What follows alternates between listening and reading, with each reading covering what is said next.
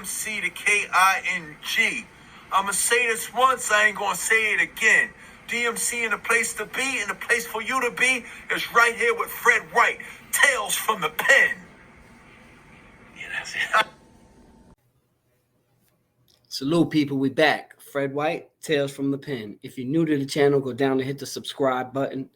Click the bell notification and make sure when the bell is shaded in and click the word all. This way, anytime I put up a video, you will know about it. Also, for those who are new to the channel, my name is Fred. I'm from Queens. I did almost 16 years of my life in the penitentiary, New York State system. And I do my channel in a non-glorification kind of way. I don't want anything to be misconstrued because you came here and you saw Tales from the Pen. Yes, I do tell my stories, but I do them in a way so these kids understand that the penitentiary is not a game. There's nothing cool about the penitentiary, nothing. And that's what my channel is based on. So if you're new here, thank you for stopping by. Today, we're going to do a little reaction video. I came across this video about Kalief Browder. Kalief Browder was arrested, I believe, in 2010 at 16 years old for allegedly stealing a backpack. And due to the court's backlog in the Bronx, because the court systems is flooded, he sat on Rikers Island for 961 days. Yeah. Almost 700 of those days was in solitary confinement. Kalief Browder suffered some violence on Rikers Island. And that's what we're going to talk about today.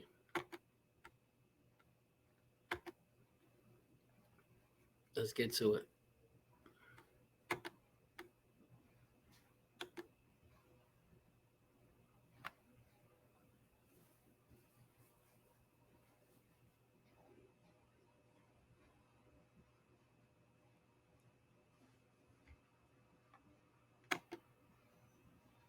Now you see, prosecutors had it for 3 years for stealing a backpack. And after he had about 3 years in, they offered him a misdemeanor charge just to cop out, take time served, and walk out. And he said no, because he did not do it. Now here, you're going to see Kalief getting handcuffed, and then he's about to get slammed to the ground by this police. Now, we don't know the scenario or what happened, but these are the type of things that happen on Rikers Island on a daily basis.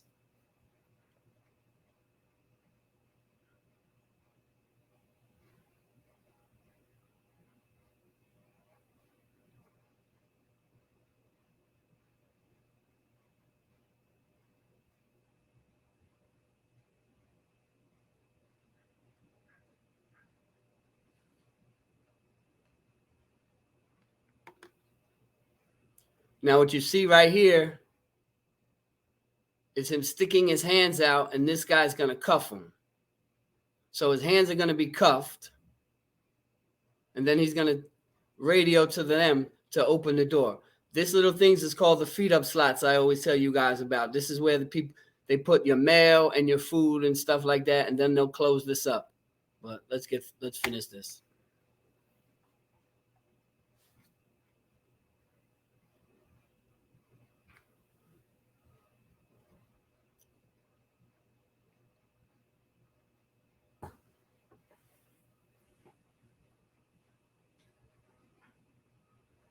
I'm going to show you kids it's not a game.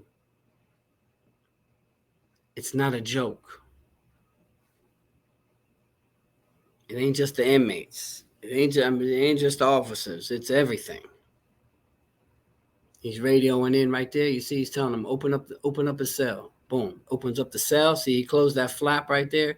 Now he's not, and you can see his hands are behind his back. He's cuffed behind his back, guys. So obviously, they have words. Bam! He slams them. Boom! Slams them on the ground. Bang! Look at this. Rubbing his face in. Now, guys, look at this.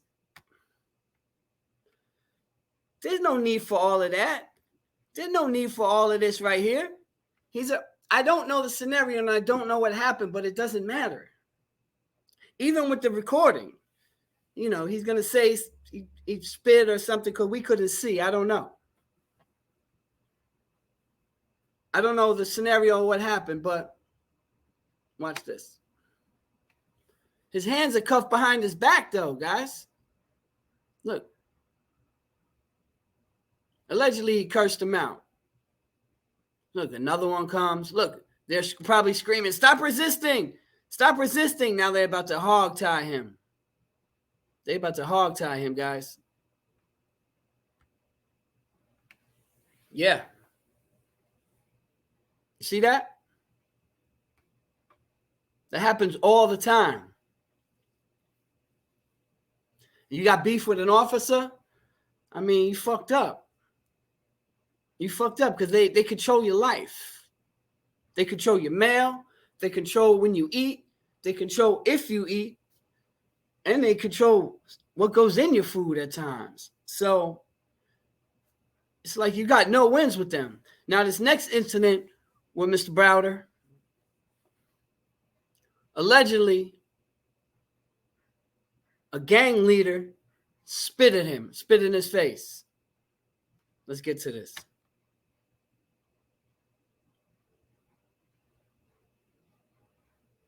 Now,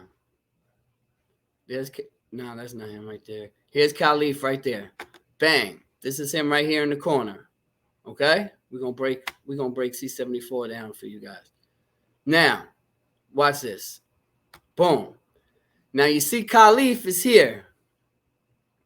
See me circling him. He's talking to this kid. But you can tell he's sneaky. Watch this. He's talking to this kid acting like everything is good. His enemy or whoever he got to get to is over here. Okay, guys? So he's talking to him, smiling, and then bang, he just offs on this guy right here. Now, the thing about this kid, from what I understand, even people, I've seen documentaries on him, they say he was a tough kid. He wasn't having it. He wasn't gang, but he wasn't having it. And all of these guys right here, you see this, all of these kids, 99.8% of them are all gang members. All from some gang, all from one gang. I don't know what it is. Right here, guys, this is the police bubble. This is the door when you come in. And right over here used to be the phones. Now, watch him. He's talking to him. And it takes some heart to know that you're about to get your ass beat. Ready? Here. Watch these two. And then watch him take off to the left. Look, laugh. Bang! Seen it? Let's rewind that real quick. In case you missed it. Ready? Talk. Okay, ready? Boom! Rocked him. He rocked him. Now, you're going to see everybody come. Look at this. Look at this. They just start beating the hell out of him. Look, big dudes, little dude. Look, there's two police there. Apparently, I think the kid with the ponytail is the one he took off on. Boom. Look, one police now. I only see one so far. I know they end up with two. There's the second one. Now that they're still fighting down here, I guess the police is spraying stuff right now. Like, boom. Now over here, you still see there's still two fighting. They're fighting over there still. Okay.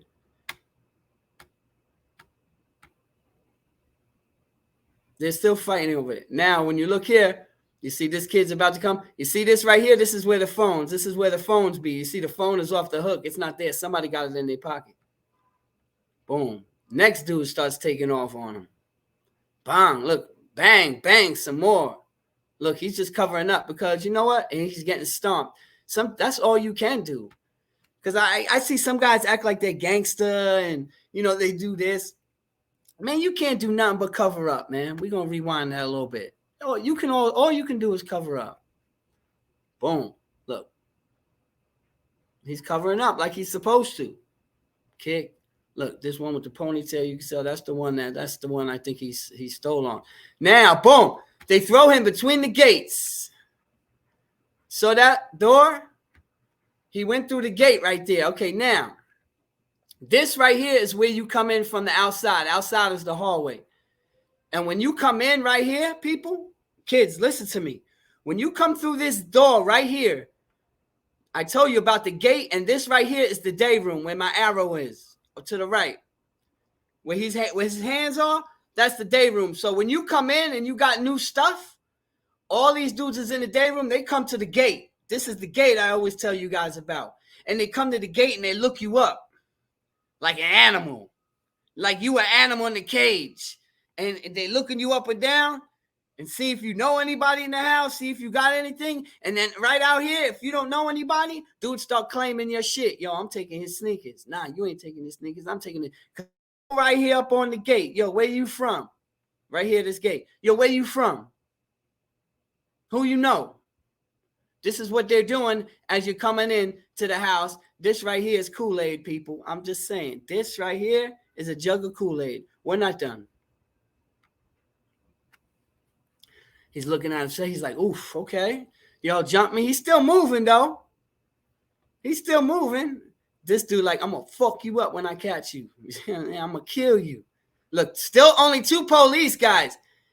Right here. And this is the bubble. When you come, this is the bubble. This is where the police is at, right in here. And they control everything from both sides. There's 2 sides over here. You know what I'm saying? I think it's north, south, east, west, whatever. One side here and there's one side there. And this is in the middle of the bubble. Now, he's about to start talking shit to these dudes. He's like, all right, that's still good. Got my fat. Okay, got a little knot on my head, but you know. And these dudes is still like swarming bees. Look, they trying. The day room is on the right there. They can't get through the day room door, or they'd be at this gate trying to spit at them and stuff. You know what I'm saying? That's what they be doing. They would be trying to get them. Look, this dude's like, I'm gonna kill you. I'm gonna get you. Look, and this dude is like, look. He starts laughing at him.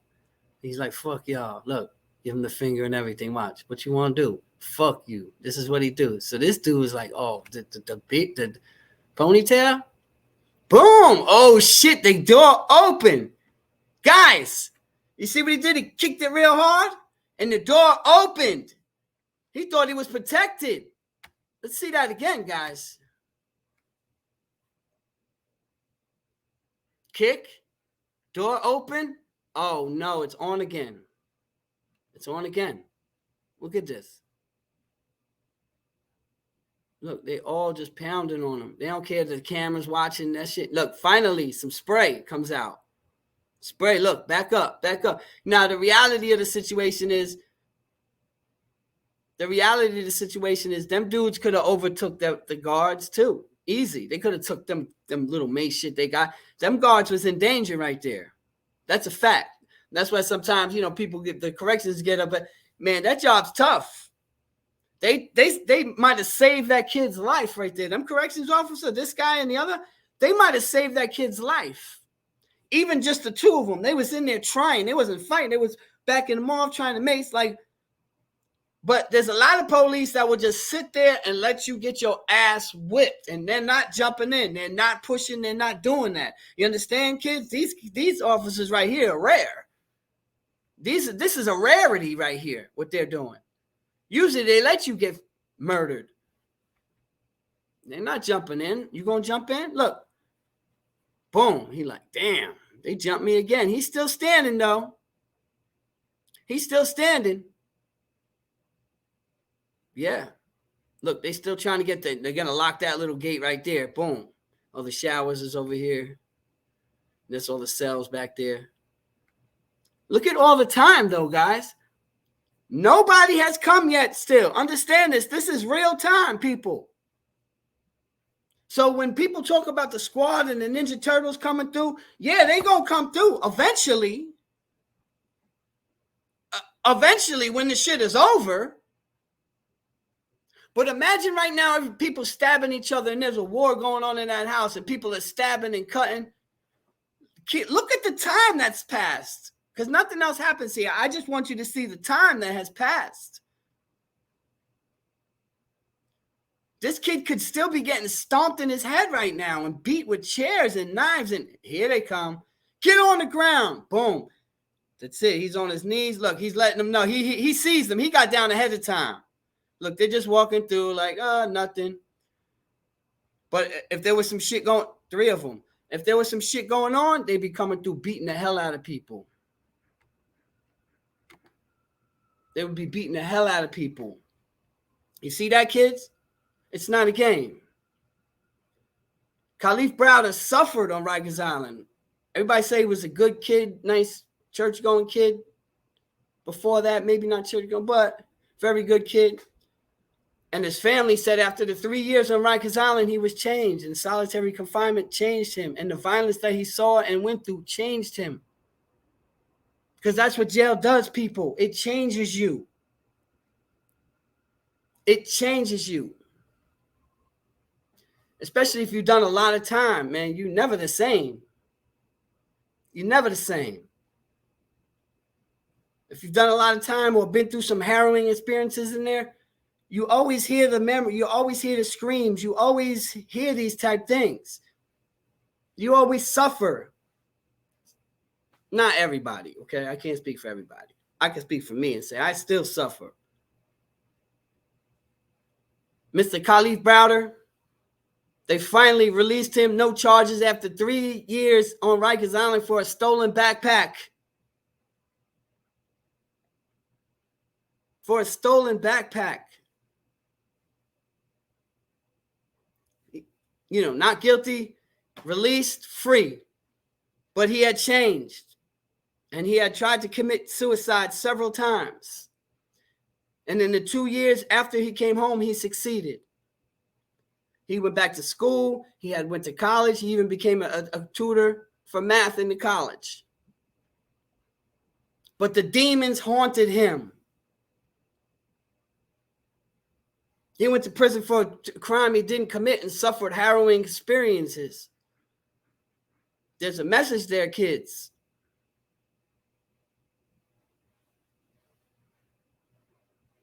The penitentiary is not a game. Yes, he didn't deserve it and it can happen to anybody, but once you're in there, that's it. Once they got you in their tangled web that they've weaved, you're finished. Because although he may not have had a blemish on his record, he had a blemish in his mind and a blemish in his heart that he couldn't get over. So 2 years after his release, Kalief Browder hanged himself at his mother's house.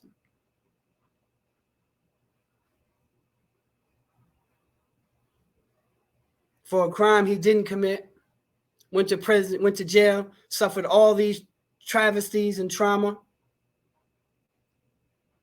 It's a sad story. It's a sad story. You guys know the motto, experience is the greatest teacher, but somebody else's experience could be just as valuable if you pay attention and listen. On that note, Fred White signing off. Rest in peace, Kalief Browder.